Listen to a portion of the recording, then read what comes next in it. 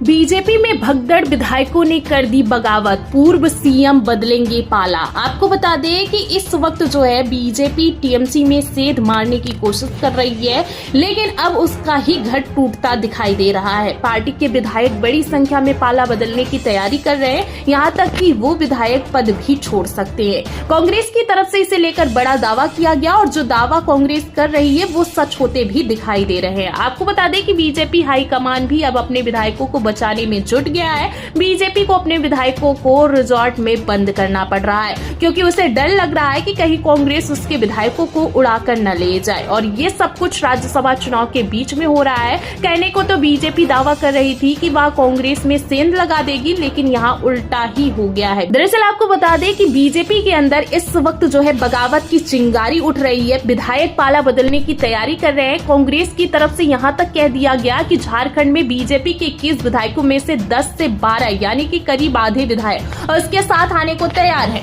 विधानसभा की सदस्यता छोड़ने को तैयार है। और ये सब कुछ हो रहा है राज्यसभा चुनाव के चलते। बीजेपी के अंदर भी इसे लेकर बेचैनी दिखाई दे रही है और यही कारण है कि विधायकों को एकजुट करने के लिए उसने एनडीए विधायकों की बैठक बुलाई है। लेकिन इस बैठक में भी एनडीए की 24 में से 17 विधायक पहुंचे। जो विधायक गायब रहे उसमें चंपाई सोरेन, आलोक चौरसिया, रागिनी सिंह, शत्रुघ्न महतो, पूर्णिमा साहू, प्रकाश राम और जेडीयू विधायक सरयू राय का नाम भी शामिल है। इसमें से आपको बता दें कि लातेहार के विधायक प्रकाश राम ने मैसेज भेज दिया है कि वो बहुत बीमार है, अस्पताल में भर्ती हो गए हैं। इस लिस्ट में सबसे चौंकाने वाला नाम चंपाई सोरेन का है, जो जेएमएम से बीजेपी में आए थे। हेमंत सोरेन ने उन्हें सीएम भी बनाया था, फिर भी चंपाई को लगा कि पार्टी में उन्हें वह सम्मान नहीं मिल रहा है जो मिलना चाहिए था। लेकिन बीजेपी में आकर जो है चंपाई की हालत ऐसी हो गई है कि कोई पूछ ही नहीं रहा। इसके बाद से ही सवाल उठ रहे थे कि क्या वो घर वापसी की तैयारी में है। उनके हेमंत सोरेन के संपर्क में होने के दावे भी किए जा रहे थे।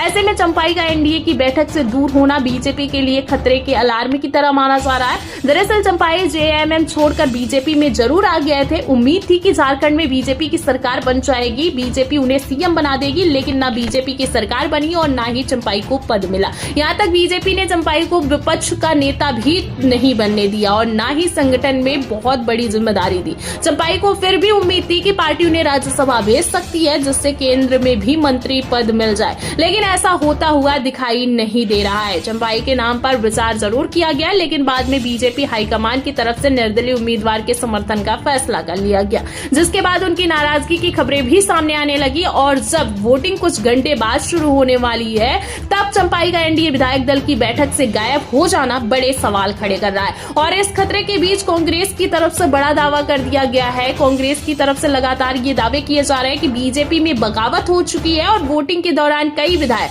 क्रॉस वोटिंग करेंगे। झारखंड में कांग्रेस के पूर्व विधायक बंधु तिर्की ने दावा किया है कि भाजपा के 3 विधायक इंडिया महागठबंधन के संपर्क में है। तीनों विधायकों के नाम का खुलासा इस वक्त जो है नहीं किया गया है, क्योंकि इससे विधायकों को दिक्कत हो जाएगी। लेकिन आपको बता दें कि 18 जून को ये विधायक खुद ही सामने आ जाएंगे। 18 जून को झारखंड में राज्यसभा चुनाव के लिए वोटिंग होनी है और इसी दौरान बड़ा खेला देखने को मिलेगा। राज्य में 2 सीटों पर चुनाव होना है, जिस पर 3 उम्मीदवार मैदान में है। इंडिया गठबंधन ने दोनों सीटों पर उम्मीदवार उतारे हैं। एक पर जेएमएम की तरफ से वैद्यनाथ राम को टिकट मिला है, जिनकी जीत तय मानी जा रही है, क्योंकि एक सीट पर जीत हासिल करने के लिए 28 वोटों की जरूरत है। जेएमएम के पास 34 विधायक है। ऐसे में वैद्यनाथ राम की जीत पर कोई संदेह नहीं है। मुकाबला दूसरी सीट पर है, जहां कांग्रेस की तरफ से प्रणव झा को उम्मीदवार बनाया गया है। वैसे झा की जीत भी तय मानी जा रही है, लेकिन मुकाबला इसी सीट पर है, क्योंकि एनडीए की तरफ से निर्दलीय उम्मीदवार परिमल नाथवानी का समर्थन कर दिया गया है। इंडिया गठबंधन के पास 56 वोट है और इतने वोटों से वो दोनों सीटें आसानी से जीत जाएगा। वही बात अगर बीजेपी और उनके सहयोगियों की करें तो उनके पास 24 वोट है, यानी कि 4 वोटों की कमी। और अब खबर आ रही है कि 7 विधायक गायब हो गए। अब आप खुद समझ सकते हैं कि नाथवानी के पास पहले से ही 4 वोटों की कमी थी, उसमें भी एनडीए के 7 उम्मीदवार गायब हो गए। यानी अब नाथवानी की जीत में 11 विधायकों की कमी हो गई है, जिसके बाद बीजेपी में खलबली मच गई है। बीजेपी को अपने विधायकों को रिजॉर्ट में बंद करना पड़ा है। बीजेपी को अपने विधायकों की टूट का खतरा दिखाई दे रहा है, साथ ही खतरा सहयोगी दल में टूट का भी दिखाई दे रहा है। इसलिए बीजेपी ने अपने सभी विधायकों को सुरक्षित रखने के लिए उन्हें रांची के होटल रेडिसन ब्लू में शिफ्ट कर दिया है।